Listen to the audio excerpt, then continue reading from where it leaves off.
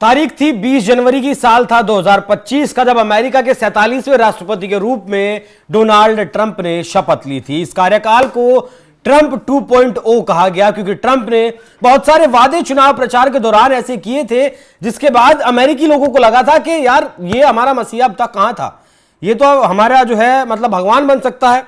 Trump को भी लगा कि भगवान वो बन गए हैं। इसी तरीके से उसी दिन फैसले लिए, लगभग 250 फैसले लिए, जिसमें से 180 से ज्यादा फैसले यहां के जो कोर्ट है अमेरिका का वो रद्द कर चुका है, और लगभग दर्जन भर फैसले ये ट्रंप साहब ही खुद पलट चुके हैं अपने। तो आज हम चर्चा करेंगे कि सिर्फ 6 महीने का वक्त बीता है और इस 6 महीने में ऐसा क्या हुआ कि ट्रंप की जो सरकार है वो लड़खड़ाने लगी। ट्रंप के जो गवर्नर हैं राज्यों के, वो कोर्ट जाने लगे उनके खिलाफ, 20-20 राज्य उनके खिलाफ खड़े हो गए हैं। कौन सी वो नीतियां थी जो नीतियों पर सही तरीके से ट्रंप काम नहीं कर पाए। मेरे साथ मौजूद हैं निपुण आलम बयान जी, विदेशी मामलों के जानकार। सर बहुत बहुत स्वागत आपका। बहुत धन्यवाद। सवाल आज मेरा बिल्कुल सीधा है और यही है कि 6 महीने के भीतर ऐसा क्या हुआ कि ट्रंप लड़खड़ा गए पूरी तरीके से, साथ ही साथ छोड़ने लगे उनका। देखिए अभिषेक जी, मैं एक बात ये कहूंगा कि साथियों के साथ छोड़ने की वजह ये है कि डोनाल्ड ट्रंप अपने अकॉर्डिंग चीजों को करना चाहते हैं, और जो भी इनके साथी थे इन्होंने शुद्ध रूप से बिजनेसमैन को अपने साथ में जोड़ा। और जो व्यापारी कम्युनिटी है वो केवल एक ही चीज देखते हैं कि हमको फायदा हो रहा है या नहीं हो रहा है, हमको लाभ हो रहा है या नहीं हो रहा है। चाहे हम लोग एलन मस्क की बात करें, उनको लगा कि मेरी टेस्ला कंपनी को नुकसान हो रहा है, वो गायब हो गए।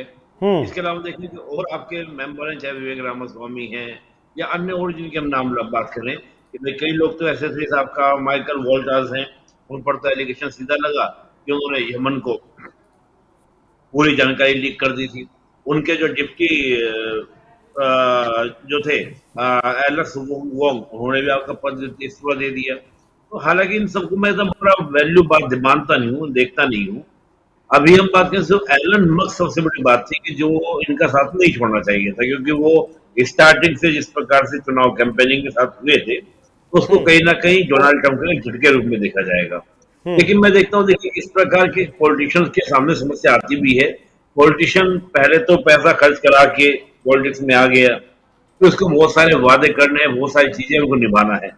लेकिन मुझे लगता है कि डोनाल्ड ट्रंप के साथ जो सबसे बड़ी इशू रहा वो कई फ्रंट पे एक साथ खेले, चाहे वो टैरिफ वॉर को लेकर बात करें, इनलीगल जो माइग्रेशन को लेकर बात करें, रेमिटेंस को लेकर बात करें जी, इसके अलावा प्रॉफिट की राजनीति कि मुझे लाभ लाभ लाभ, तो जो किया तो पुराने जो विश्वास थे उनको कहीं ना कहीं उन्होंने क्या कर दिया, दरकिनार कर दिया, इनकी साइड कर दिया।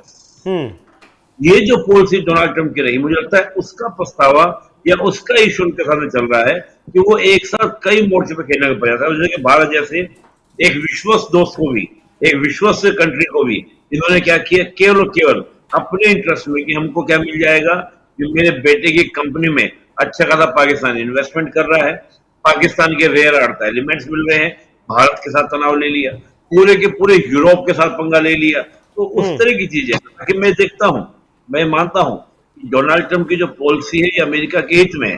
अब देखिए, जैसे यूरोप को कहा कि भाई हम तुम्हारी सिक्योरिटी का जिम्मा नहीं लेंगे जब तक आप खुद अपना क्या नहीं करेंगे, आप अपने लिए खुद डिफेंस बजट नहीं बढ़ाएंगे।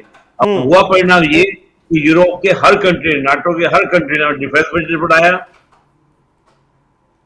और डिफेंस से ही उन्होंने वेपन खरीदने की डील करनी शुरू कर दी है। इससे लाभ तो किसको हो रहा है, अमेरिका को हो रहा है। लेकिन आपने इकोनॉमिकल बेनिफिट तो देखा, लेकिन जो स्ट्रेटेजिकल बेनिफिट होने चाहिए थे उसको आपने कहीं ना कहीं लूज कर दिया। और यही कहा जाता है कि असली नेता वो है जो बैलेंस करके लेकर चले, यानी कि आपका संतुलन लेकर चले।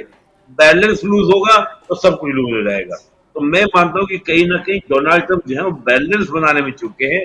वो बैलेंस, अब देखिए लॉस एंजल्स का मामला है, आप सोचिए आज अमेरिकन को समझ में आ रहा होगा एक लीगल और इनलीगल जो माइग्रेंट्स हैं। मैं देखता हूं कि अमेरिका के अंदर के इंडियंस को हटाओ, इंडियंस को भगाओ, अब समझ में आ रहा है। हमारे इनलीगल माइग्रेंट्स जो थे, आपने हाथ पैर बांध कर उनको भेजा, आज आपको मैक्सिको के इनलीगल जो वहां पर लोग हैं वो आपके साथ क्या तांडव वहां पर कर रखा है, आप देख लीजिए, पब्लिक के सामने। सेना तक आपको उतारनी पड़ेगी सड़कों पर। क्या करेंगे मैक्सिको लोग? तो मैं मानता हूं कि डोनाल्ड ट्रंप को ये समझना चाहिए था कि इंडियंस हैं, इलीगल भी हैं, तो एक सही व्यवहार कर। अब इंग्लिश में जो हो रहा है, मैक्सिको जो लोग कर रहे हैं, इंडियंस तो खुश हो रहे होंगे जो इलीगल माइग्रेंट्स रहे होंगे। हम्म। तो मैं समझता हूँ कि कहीं ना कहीं कुछ पॉलिसीज को लेकर, नीति को लेकर कहीं ना कहीं डोनाल्ड ट्रंप की चूक हुई है। उन पॉलिसीज में सबसे बड़ा बात क्या था, एक बैलेंस नहीं कर पाए, एक संतुलन नहीं बना पाए।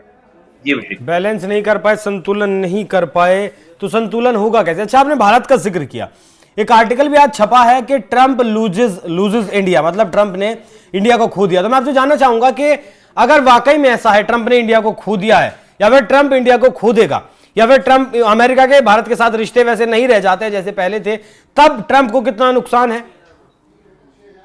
नहीं, देखिए अभिषेक जी, फॉरेन पॉलिसी ऐसे नहीं चलती है कि ट्रंप ने इंडिया को खो दिया। ठीक है, हम 4 साल का वेट कर सकते हैं, लेकिन इंडिया ऐसा नहीं है कि अमेरिका को खो देगा। देखिए अमेरिका के भारत के जो रिश्ते हैं, नहीं, ट्रंप तो वो खो सकते हैं स्ट्रेटजी इंडिया खो को। सकते हैं ना इंडिया को। नहीं नहीं नहीं, देखिए ट्रंप का भी प्रयास कर रहे हैं, लेकिन क्या ट्रंप के पूरे एडमिनिस्ट्रेशन के लोग ऐसा खोने का प्रयास करेंगे? और अमेरिका को, देखिए सिंपल सी बात है, भारत एक बैलेंसिंग भूमिका में है। भारत अमेरिका और रशिया दोनों को बैलेंस करके चलता है। हालांकि इस बैलेंस को, संतुलन को बिगाड़ने का प्रयास ट्रंप ने किया है, लेकिन भारत फिर भी बहुत सावधानी के साथ, देखिए अगर हमें ट्रंप को खोना होता, हम खुली आलोचना कर देते कि ट्रंप जो भी बोल रहे हैं बकवास कर रहे हैं। पूरी बकवास है कि हमने मीडिएटर बने हैं, हमने क्रेडिट, हमने किया है, किया है। भारत की तो कोई प्रतिक्रिया नहीं दी। सिर्फ जयशंकर जी की प्रतिक्रिया ये थी कि अमेरिका अमेरिका में था। इसके अलावा कोई स्टेटमेंट दिया नहीं, कोई वक्तव्य नहीं, कोई स्टेटमेंट नहीं। तो मैं ये कहता हूं कि ऐसा नहीं है, लेकिन ये जरूर है कि कहीं ना कहीं संबंधों में नाजुकता आई है डोनाल्ड ट्रंप की वजह से। हमें बहुत सारे बातों पर सोचने पर, विचार करने पर मजबूर किया है। डोनाल्ड ट्रंप के व्यवहार ने हमें और ज्यादा सावधान किया है कि हमको अमेरिका को लेकर अपनी पॉलिसीज को बहुत ध्यान से बनाना होगा। ठीक है। लेकिन ये नहीं कि भारत के लिए अमेरिका का इंपोर्टेंस कम हो जाएगा, या अमेरिका के लिए भारत का इंपोर्टेंस कम हो जाएगा। ट्रंप के खिलाफ 20 राज्य फिलहाल हैं, कैलिफोर्निया भी जिसमें से एक है, कोर्ट भी राज्य जा चुके हैं ट्रंप के खिलाफ। और लॉस एंजलिस में, कैलिफोर्निया में आप देख ही रहे हैं क्या कुछ चल रहा है। महाभियोग भी पहले आ चुका है, जैसा आपने मुझे बताया था कि 2 बार पहले महाभियोग आ चुका है इनके खिलाफ। इस बार फिर ट्रंप मांग कर रहे हैं, वो मस्क मांग कर रहे हैं कि ट्रंप के खिलाफ महाभियोग आए। अब ये लॉस एंजलिस वाला मामला भी कोर्ट में चला गया है, तो क्या कुर्सी को भी खतरा है? देखिए कुर्सी को खतरा हो सकता था, लेकिन अभी देखिए हाउस ऑफ रिप्रेजेंटेटिव की अगर हम बात करें, जो वो हाउस है, तो वहां पर अगर उस हाउस के अंदर, अगर उस सदन के अंदर क्या हो कि वहां पर प्रस्ताव आए और आधे से अधिक जो बहुमत है वो मिले डोनाल्ड ट्रंप के जो प्रस्ताव आएगा हटाने को लेकर, उसके बाद वो सीनेट में जाएगा। सीनेट में मुझे डाउट हो रहा है कि जब 20 स्टेट अगेंस्ट चले गए डोनाल्ड ट्रंप के 50 में से, तो 20 का मतलब है कि 40 मेंबर सीनेटर नाराज हैं डोनाल्ड ट्रंप से। 40 सीनेटर, क्योंकि वहां पर क्या होता है कि हर राज्य से 2 मेंबर सीनेट में जाते हैं। तो अगर 20 राज्य अगेंस्ट जा रहे हैं तो 40 तो अगेंस्ट हो गए। तो सीनेट में मुझे नहीं लगता कि हो सकता है भाई दबी हुई आवाज में लोग हों। बाकी अगर आपका भाई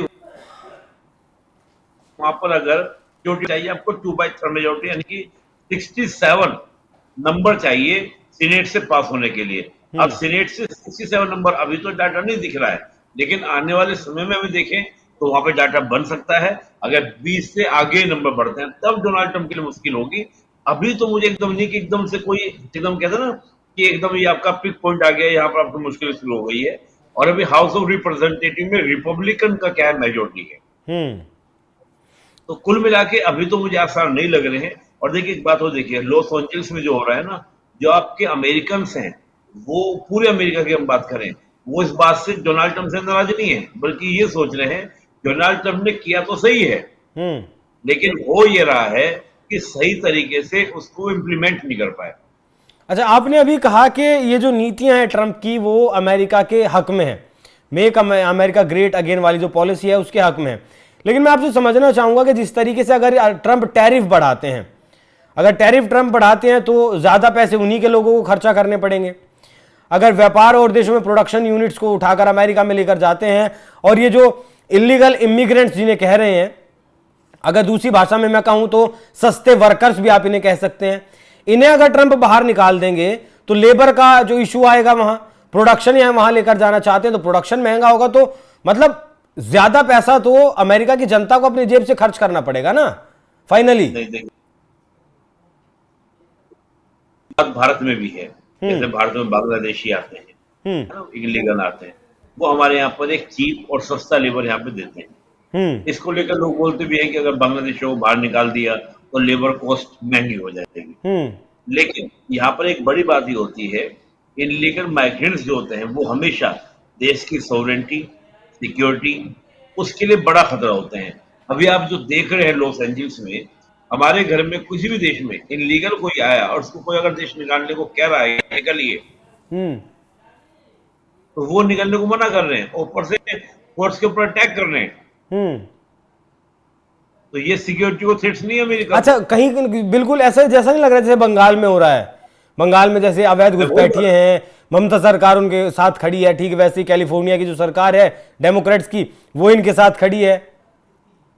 डेमोक्रेट तो खड़े होंगे, डेमोक्रेट का तो कहना यह है कि दुनिया में जहां जहां गरीबी है, डेमोक्रेट जो मार्क्स की आइडियोलॉजी, लेकिन डेमोक्रेट ने भी एक नई नीति चलाई है। उनका कहना यह है कि एक तो मुस्लिम कम्युनिटी दुनिया की सबसे सताई हुई कम्युनिटी है, हम उसको साथ में लेंगे, अपना मेजोरिटी, अपना बहुमत हम पे तैयार करेंगे, और साथ ही जहाँ पे पॉवर्टी होगी उसको हम तैयार करेंगे। मैक्सिको के जितने लोग आ रहे हैं, जाहिर सी बात है वो अमीरी में तो आ नहीं रहे हैं, अपनी गरीबी में आप इनलीगल माइग्रेंट्स के थ्रू बन कर आए हैं। जब अमेरिका जाएंगे हमारी वहां पे क्या होगा, चीजें दूर होंगी, हमारी गरीबी दूर होगी, उसके लिए वो लोग आ रहे हैं, और किसी रीजन से तो आ नहीं रहे वो लोग। तो ये रीजन है, ये कारण है जिनको लेकर तो मैं कहूंगा जो एक अमेरिकन है, पैट्रियट फीलिंग वाले हैं, वो तो इसको मानो डोनाल्ड ट्रंप की जो ये नीति है बाहर निकालने की बिल्कुल सही है। लेकिन दिक्कत क्या है, कहीं ना कहीं इम्प्लीमेंटेशन को लेकर जो क्रियान्वयन होता जिस प्रकार से वो गलती हुई और चूक हुई है, उसको उनको देखा जाना चाहिए था। और डेमोक्रेट को भी इस बात को लेकर उनको अपना कहीं ना कहीं भरोसे में लेकर कैसे भी करके उसको मैनेज करना था। ये स्थिति अमेरिका के लिए घातक है, क्योंकि एक डेवलप कंट्री के लिए जो अपने आप को सुपर बॉस मानता है उसके लिए तो खतरनाक स्थिति। अच्छा, नहीं नीति तो इनकी मुझे तो ठीक ही लगी सर, जिस तरीके से इनका जो डिपार्टमेंट है आईसीई, वो गया लोगों के पास जाकर उसने कागज वागज चेक किए, दिखाइए आप कहां से हैं कहां से नहीं है, जो इलीगल थे उन्हें गिरफ्तार कर लिया। 144 की शायद शुरुआत में संख्या थी ये 6 तारीख के दिन, लेकिन वहां दंगे भड़क जाते हैं। मैं वही कह रहा हूँ, देखिए अभिषेक जी, मैं वही बात कह रहा हूँ कि आपने इनलीगल माइग्रेंट्स को हटाना था। बात है कि आपको एडमिनिस्ट्रेशन को दुरुस्त करना था, अगर इस प्रकार का कोई प्रोटेस्ट होता है आप उसको कैसे कंट्रोल करेंगे, सेना उतारनी पड़ जाए। अच्छा, एक बात और बताइए, जिस तरीके से ट्रंप ने अपने फैसले पलटे हैं और कोर्ट ने उनके फैसले पलटे हैं, इसे कैसे देखते हैं आप? इसका क्या असर होगा? ये भी इसका असर होगा। देखिए होता क्या है, कोई भी कंट्री है ना, जैसे अमेरिका है, भारत है, हम सारे देश जो है डेमोक्रेटिक कंट्री कॉन्स्टिट्यूशन से चलते हैं, और कॉन्स्टिट्यूशन में इस प्रकार के विवाद होते हैं कि लेजिस्लेचर और जुडिशरी दोनों में इस प्रकार के, एग्जीक्यूटिव जुडिशरी में टकराव होता है। अमेरिका की स्थिति क्या है कि अमेरिका में जुडिशरी भारत की जुडिशरी से भी ज्यादा स्ट्रॉन्ग है। वहां पर यह स्थिति है कि जो जज कह दे, जो कोर्ट कह दे वही सही। हालांकि हमको उम्मीद नहीं थी कि डोनाल्ड ट्रंप का डिसीजन को वो चेंजेस करेंगे, बदलेंगे। क्यों? क्योंकि जितने भी आज देखें मोस्टली जजेस जो हैं सुप्रीम कोर्ट में अमेरिका के, वो रिपब्लिकन पार्टी के द्वारा ही नॉमिनेटेड वहां पर बैठाए हुए हैं पहले से। उनका भी टेन्योर पूरा नहीं हुआ है। तो हम ये मान रहे थे कि कहीं ना कहीं कि रिपब्लिकन पार्टी की जो डिमांड्स हैं, मांग या जो भी चीजें हैं, उनको वो चेंज नहीं करेंगे, लेकिन चेंज कर रहे हैं। तो ये भी एक कहीं ना कहीं रिपब्लिकन पार्टी के लिए, डोनाल्ड ट्रंप के लिए, दोनों के लिए चिंता का विषय है। पर देखिए अमेरिका का supreme court is very very powerful court in the world. ठीक है, मतलब वहां पर तो ये होता है अमेरिका में, मतलब आप सोचिए उनका जो कॉन्स्टिट्यूशन है मात्र 200 शब्दों का कॉन्स्टिट्यूशन है, ओनली 200 वर्ड, 7 पेज का संविधान अमेरिका का। तो ऐसे में अमेरिका का, तो वहां पे जो न्यायपालिका कह दे वही संविधान है। बड़ा अच्छा है सर। ठीक है, कई देशों के साथ रिश्ते भी ट्रंप के बिगड़ रहे हैं, अपने फैसले भी वो वापस ले रहे हैं, और उनके जो दोस्त हैं वो भी लगातार साथ छोड़ रहे हैं, देश में हिंसा भी भड़क रही है। तो अमेरिका में इस वक्त बहुत कुछ चल रहा है, 20 राज्य भी खिलाफ खड़े हो चुके हैं और कैलिफोर्निया जैसा राज्य तो पहले भी 2 बार कोर्ट में जा चुका है और इस बार फिर ट्रंप के खिलाफ कोर्ट में गया है। अब देखना दिलचस्प होगा कि लड़खड़ाते हुए ट्रंप जो है फिलहाल वो आगे संभलते कैसे हैं। सर बहुत बहुत शुक्रिया आपका चर्चा में जुड़ने के लिए। बाकी दर्शकों, आप इस चर्चा पर क्या राय रखते हैं कमेंट कर जरूर बताइएगा। नमस्कार।